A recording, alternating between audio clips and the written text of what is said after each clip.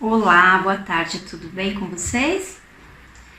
Hoje eu vim falar de um assunto que eu gosto muito, que é falar sobre livros, né?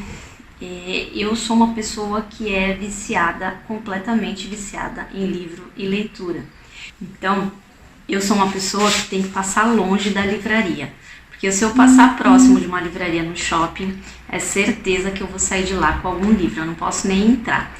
Então, aproveitando esse meu hábito, né, da leitura, esse meu gosto, né, por ler bastante livro, né, eu tenho lido e lido sempre muitos livros, eu resolvi criar um quadro aqui no canal falando sobre resumo de livros que eu vou lendo.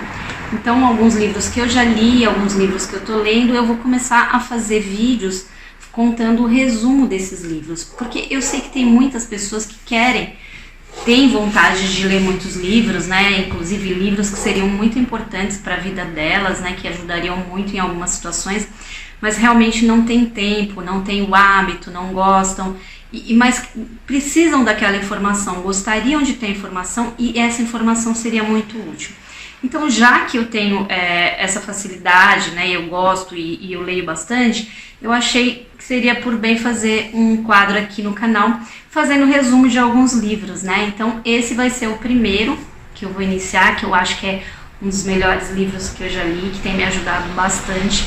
Eu tenho identificado muito dos meus problemas, assim, em termos de rotina, né? Em termos de comportamento, que eu não gostaria de ter e acabo tendo, através desse livro. Eu consegui identificar várias coisas que eu mudei e que eu venho mudando, utilizando algumas técnicas simples que ficaram na minha cabeça e que quando acontecem determinadas atitudes ou determinados comportamentos, eu já identifico o que é e já consigo automaticamente fazer o meu cérebro pular para uma outra programação. Então eu acho que esse livro é assim essencial para todas as pessoas, independente da rotina, independente dos hábitos, todo mundo deveria ler, porque é necessário a gente controlar os nossos pensamentos, as nossas ações, para que a gente possa ter um controle sobre os resultados que a gente quer.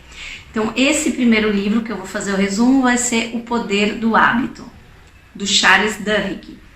Então, vamos começar com o resumo do livro em tópicos, tá?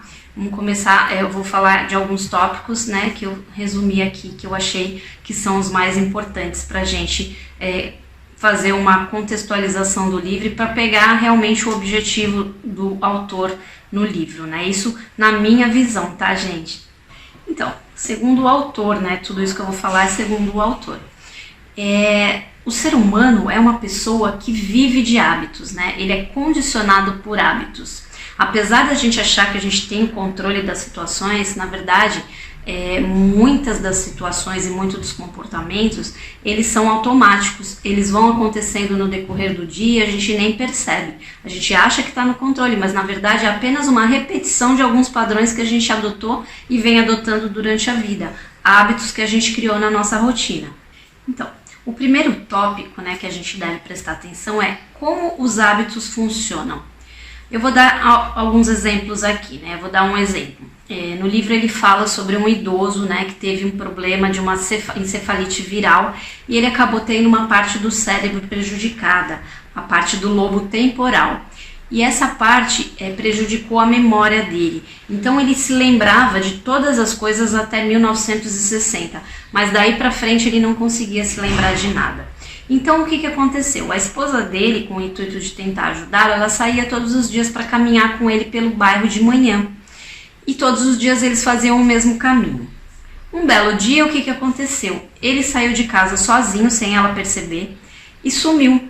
E ela ficou completamente desesperada, porque ela falou, ele não lembra das coisas, ele não vai saber voltar para casa, ele não lembra quem ele é, ele não lembra nada recente. Como é que ele vai chegar a voltar para casa? Ele vai se perder e nunca mais vai aparecer. Porque ele não conseguia lembrar tudo que tinha acontecido no segundo anterior.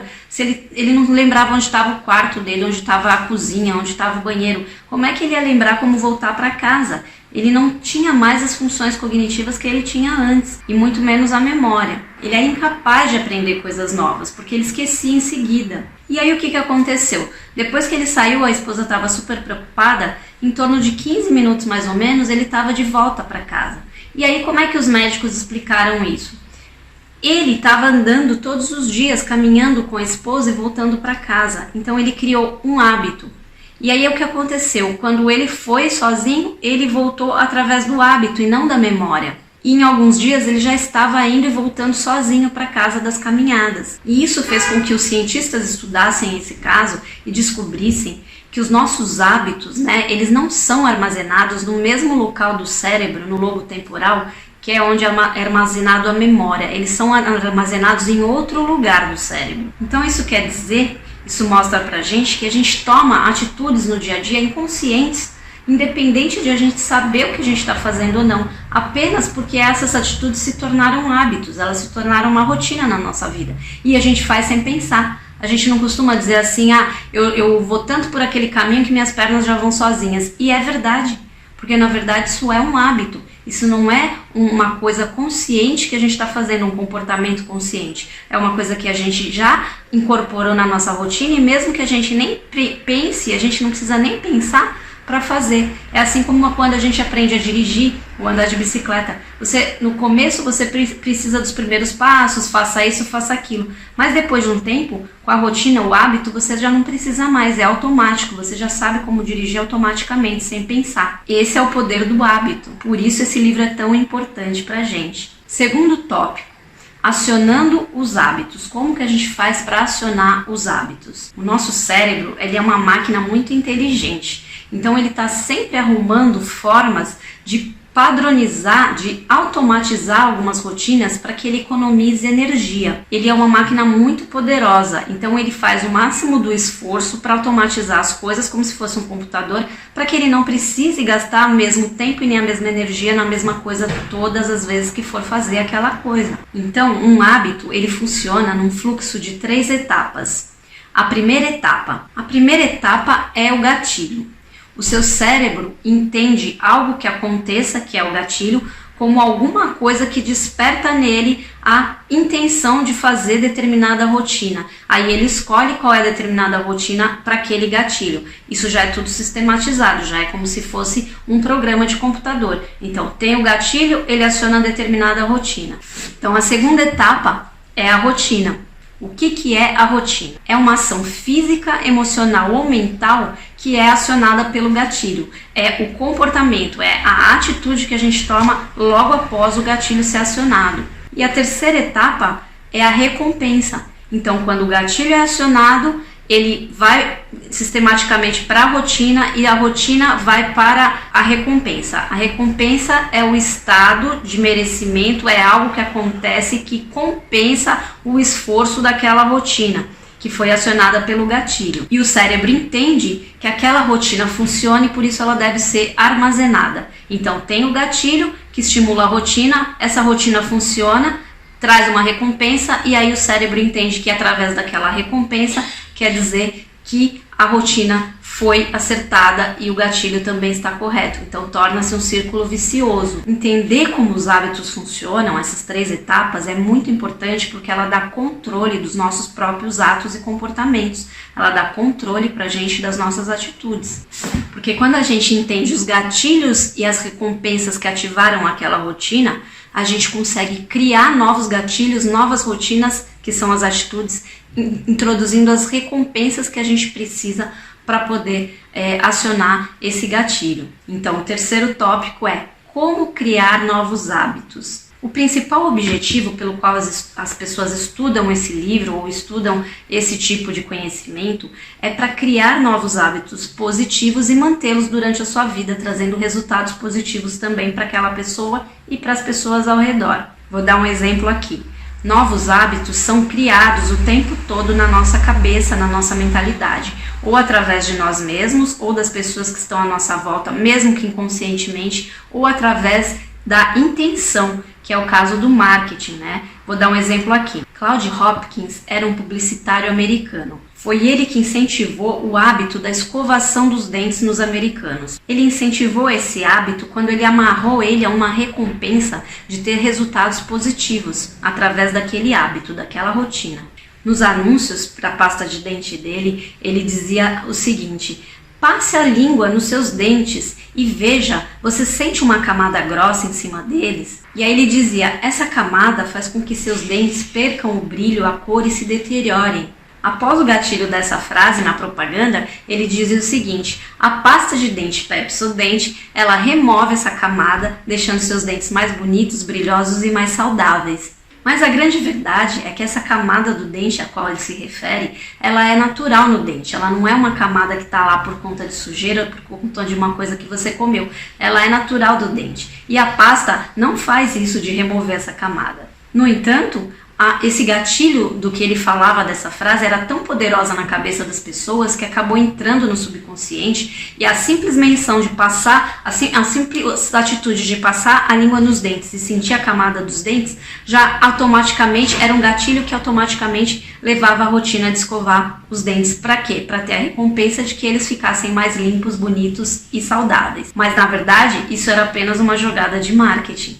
Na verdade não era o que estava acontecendo, era apenas para vender o produto. E menos de 10 anos depois dessa campanha, a população americana que escovava os dentes cresceu em 10 vezes, através das pesquisas foi comprovado. Essa técnica do Claude Hopkins é simples, ela segue esses 3 passos que eu falei agora. Primeiro você cria um gatilho, ou na sua mente ou na mente das pessoas, no caso da publicidade.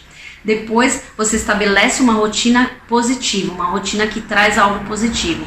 E em terceiro lugar, você estabelece e mostra uma recompensa imediata, uma recompensa física, emocional ou mental, para que aquela rotina seja justificada e aquele gatilho também. E aí está instalado o hábito na cabeça das pessoas. Pela rotina, pela repetição, o hábito é criado. O quarto tópico que a gente vai falar aqui nesse resumo é a mudança de hábito. Um método extremamente bem sucedido de mudança de hábito é o hábito dos alcoólicos, o método dos alcoólicos anônimos, né? Dos 12 passos para os alcoólicos anônimos, que eles se curam, né, através desses 12 hábitos.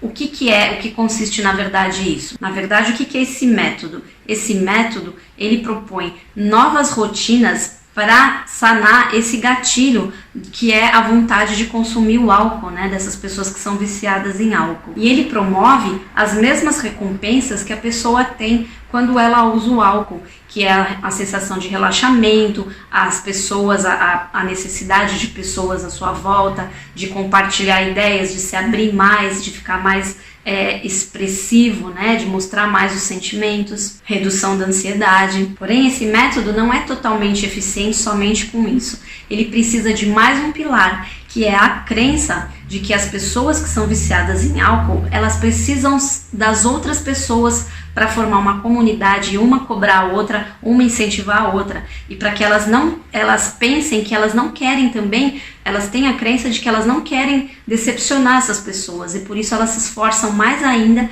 em não decepcionar essas pessoas, porque elas sabem que tem outras pessoas que também dependem das atitudes delas para continuar o seu processo de cura. E essa fé é um ingrediente especial e imprescindível nesse caso, porque esse caso é uma mudança em sociedade, então esse hábito precisa ser mudado em sociedade, né? Então umas pessoas dependem das outras e isso forma esse conjunto de mudanças coletivas. O quinto tópico é que pequenas mudanças têm grande impacto na nossa vida. Existem pequenos hábitos que influenciam de uma maneira muito dramática a forma com que a gente vive, com que a gente se relaciona com o mundo. Um hábito positivo geralmente leva a outro hábito positivo, que leva a outro, e isso torna uma cadeia, um conjunto de hábitos que mudam realmente a vida de alguma pessoa. Por exemplo, pessoas que costumam se exercitar, elas também tendem a se alimentar melhor, tendem a produzir mais no trabalho e tendem a ter a redução do estresse.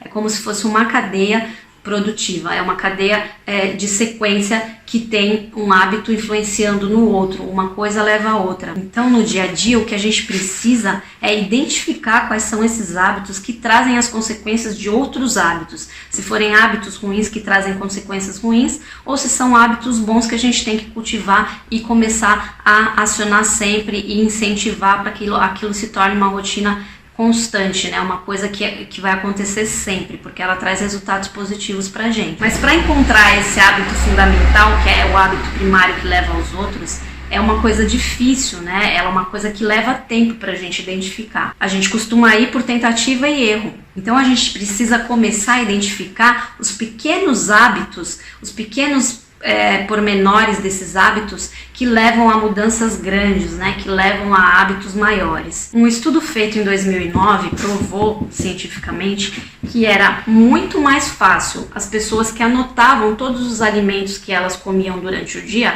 a ter um controle maior sobre a alimentação e a ter um emagrecimento muito maior do que aquelas pessoas que não faziam isso, que não tinham o hábito de anotar o que comiam diariamente. Nesse estudo, as pessoas que tinham esse diário de alimentação perderam o dobro do peso das outras pessoas que não fizeram o diário e participaram da mesma pesquisa. O sexto tópico do nosso livro é a força de vontade. Os cientistas provaram que a força de vontade tem um impacto muito maior e muito mais de longo prazo do que simplesmente a inteligência do indivíduo.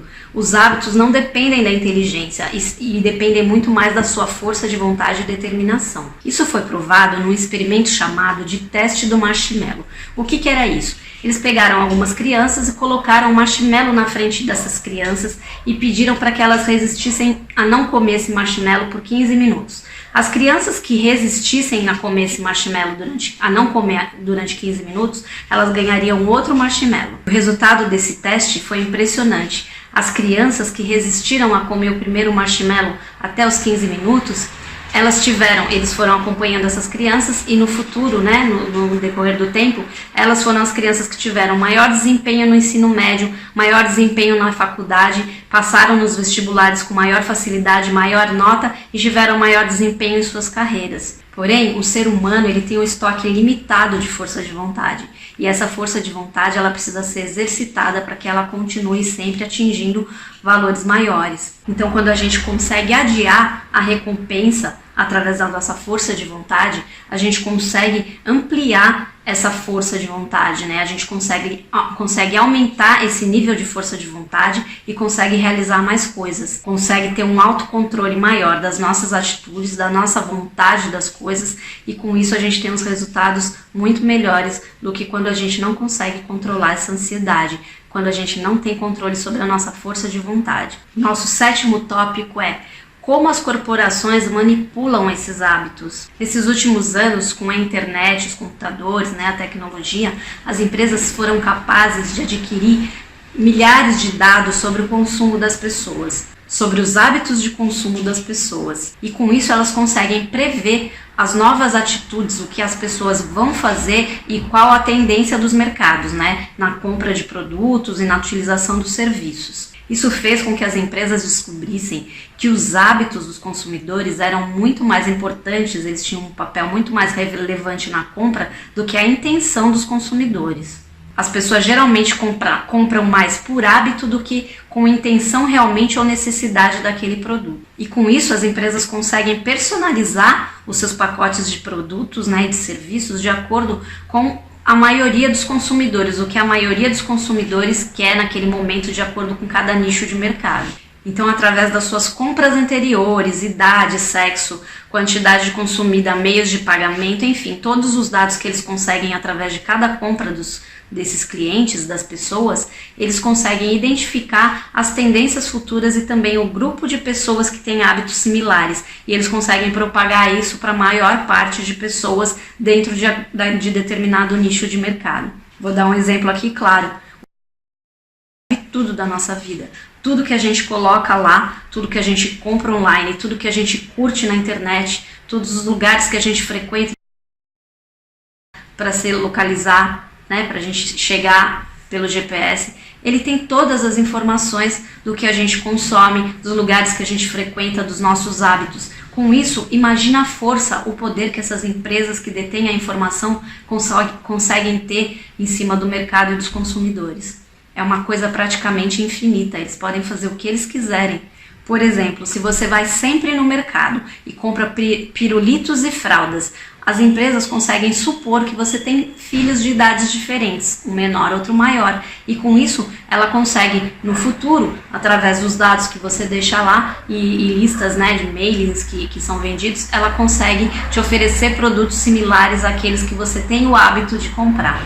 Isso é muito usado no marketing, né? Aliás, é o mais usado. A gente precisa entender e se proteger disso. A gente precisa saber, ter consciência, né? Isso parece óbvio, mas às vezes a gente não tem no dia a dia, a gente não pensa nisso porque a gente está habituado a fazer determinadas coisas sem pensar, porque é automático, é o hábito, é o poder do hábito.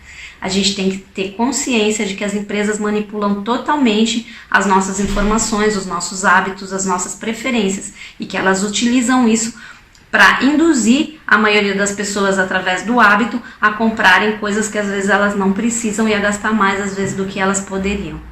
Bom, gente, então agora eu vou fazer um resumo do livro, vou focar nos pontos que a gente precisa observar para que a gente aprenda alguma coisa com esse livro, aprenda o que fazer com o que está no conteúdo desse livro. Então é assim, o que é mais importante nesse livro?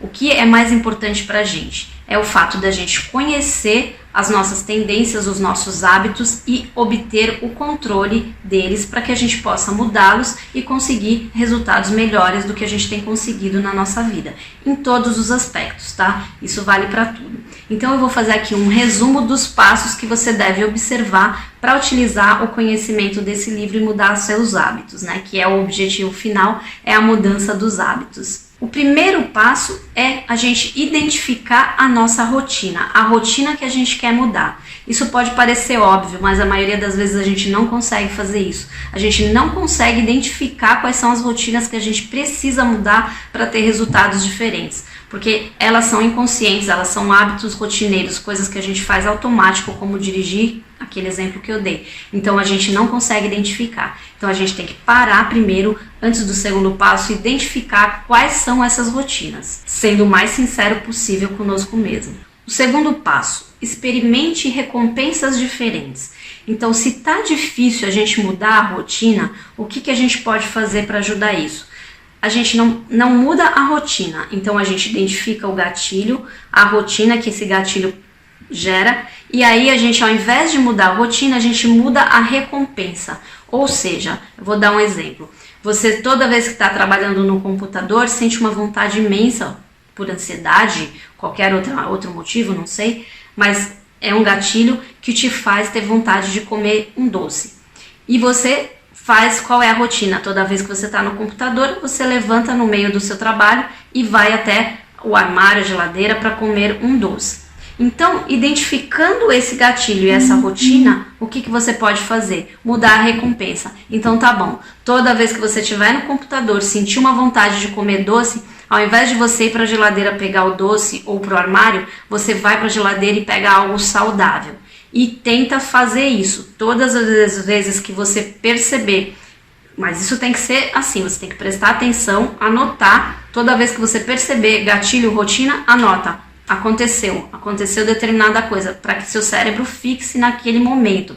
Então, toda vez que você estiver no computador, sentir a vontade de comer o doce, você vai para o armário ou para a geladeira, ou seja, você segue a rotina, porém você pega um lanche saudável, uma fruta, uma salada, um queijo, alguma coisa que substitua o doce para você. No meu caso, eu costumo fazer isso, mas é com o café. Toda vez que eu tenho vontade de comer o doce, eu já pulo automaticamente para o café, porque foi essa rotina que eu implantei na minha cabeça, essa recompensa. Eu substituí a recompensa do doce pela recompensa do café. E isso, depois que eu tomo o café, parece que passa a vontade do doce, porque eu estabeleci isso como recompensa para minha rotina, para o meu gatilho. E isso a gente só consegue com a repetição. O terceiro passo é você isolar o gatilho. Você tem que prestar muita atenção para conseguir identificar esse gatilho mais a fundo. Então o gatilho ele se desenvolve geralmente em 5 pontos. Eles são sempre relacionados geralmente a 5 pontos. Quais são esses pontos? Primeiro, o lugar que você está.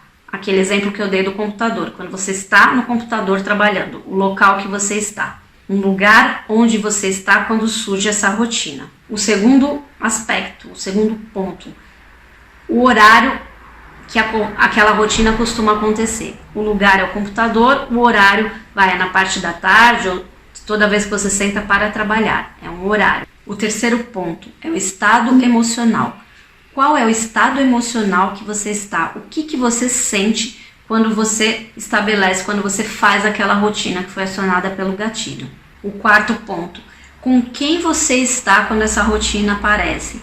Você está sozinho, você está acompanhado, você está com seu cachorro? Com quem você está quando a rotina aparece? E o quinto ponto é qual a ação depois dessa rotina, ou seja, o que você vai fazer que vai ser feito depois do que acontece dessa rotina. Então, por exemplo, eu estou no computador, me vem a vontade de comer um doce, eu vou comer um doce para depois fazer o quê? Voltar a trabalhar ou sair do computador e fazer um trabalho manual. Qual que é a próxima ação? Toda vez que acontecer o gatilho, a rotina, eu espero que você anote esses 5 pontos, porque toda vez que acontecer e você anotar, com a repetição, você vai conseguir identificar qual é o padrão desse hábito para que você possa mudá-lo. Você precisa ter consciência de qual é esse padrão. Se você não conseguir identificar, não anotar e não repetir várias vezes esse padrão, anotando como ele é, você não consegue colocar no seu subconsciente que aquele padrão precisa ser mudado. E o quarto e último passo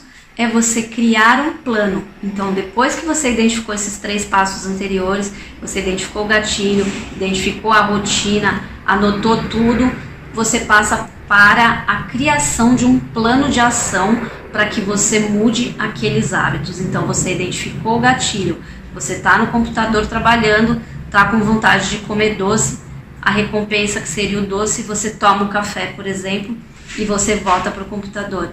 E você sente que aquela recompensa, você anota também a recompensa de se sentir mais saudável, de sentir que você teve controle sobre a sua atitude, sobre o seu comportamento, que não é o seu inconsciente, sei lá, que trabalha de forma descontrolada, que você está tendo o controle, a sensação de ter o controle daquilo que acontece, ter o controle da recompensa, ou seja, você não come o doce, não engorda tanto, emagrece mais, o peso vai aparecer na balança, isso vai ser a recompensa maior, e isso vai te trazer a certeza de que aquele hábito que você mudou vai ser o mais importante para você naquele momento, porque você teve o controle necessário para mudar algo que te trouxe algo melhor, algo positivo que você já esperava e não conseguia há muito tempo. Então, gente, o que eu posso dizer é o seguinte, esse livro mudou muitas coisas na minha vida, muitas coisas que eu não conseguia mudar, e eu hoje consigo mudar através dessa identificação, dessa observação dos hábitos, né? E toda vez que a gente repete, quanto mais a gente repete qualquer atitude, né, seja ruim ou seja boa, ela tende a se fixar mais na nossa vida e se tornar um padrão. E depois fica mais difícil, cada vez que ela passa, cada vez que ela é repetida, torna-se mais difícil desincorporar. Então, se a gente incorporar rotinas saudáveis e começar a repeti-las, né, começar a torná-las hábitos, lá na frente a gente vai ver que a cada hábito positivo que a gente consegue implantar na nossa vida, a gente consegue resultados melhores e a nossa vida no todo acaba ficando melhor. Gente, eu espero que esse vídeo tenha ajudado em alguma coisa, espero que tenha esclarecido, né? Porque você, ouvindo um resumo de quem leu e tentou entender e explicar, eu acho que fica muito mais fácil para você ou comprar o livro e ler realmente tudo porque interessou, ou realmente se satisfazer com o resumo e não precisar comprar, mas adquirindo o conhecimento que estava naquele livro. Então, se esse vídeo foi importante, te acrescentou alguma coisa, compartilha com as pessoas que possam se beneficiar dessa informação. Muito obrigada pela sua atenção e até o próximo vídeo.